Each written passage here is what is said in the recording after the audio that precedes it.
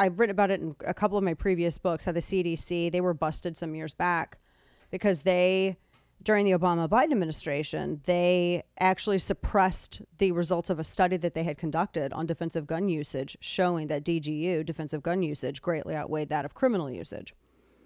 And they didn't like the fact, and this was part of the DOJ's, I guess, study that was ordered by Obama as one of his executive decisions following the tragedy at Sandy Hook.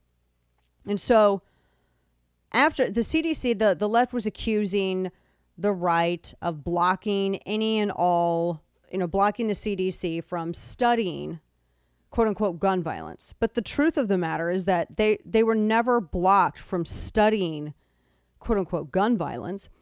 The Dickey Amendment, which had been passed some years prior, was passed to prevent, and this was in the mid-90s, it was passed to prevent taxpayer dollars from funding CDC studies that either advocated for gun control or for gun ownership. You can't use taxpayer dollars for partisan political purposes, was the whole point.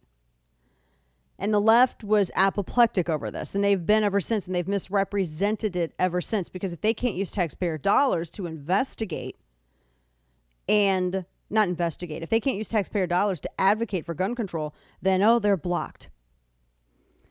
And so they've really been trying to change this for forever. Well, after they've been busted for their disingenuousness, Reason Magazine busted them, Gary Kleck, a lot of researchers. And then you have Costas Moros, who had filed a FOIA request, and he gave some of the emails over to the Reload.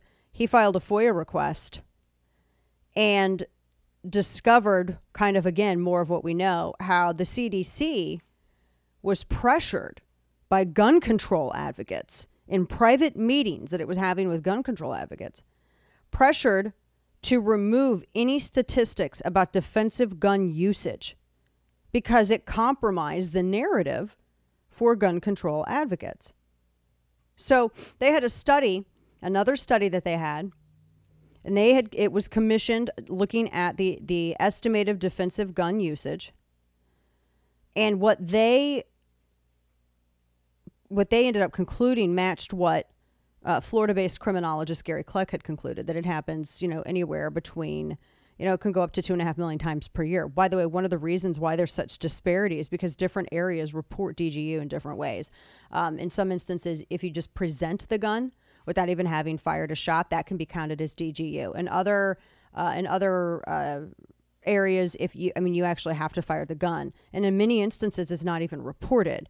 So there's that's why there's such disparity between, that's why you have such a wide berth of numbers. But Mark Bryant was one of the attendees, and he had an email sent. He runs the Gun Violence Archive, and he was taking issue with the numbers because they were corresponding to what Gary Kleck had concluded on his own. And he said, quote, "That 2.5 million number needs to be killed, buried, dug up, killed again, and buried again." He said it's highly misleading. It's used out of context, and I believe it has zero value, even as an outlier point in honest DGU discussions. So they were infuriated because, again,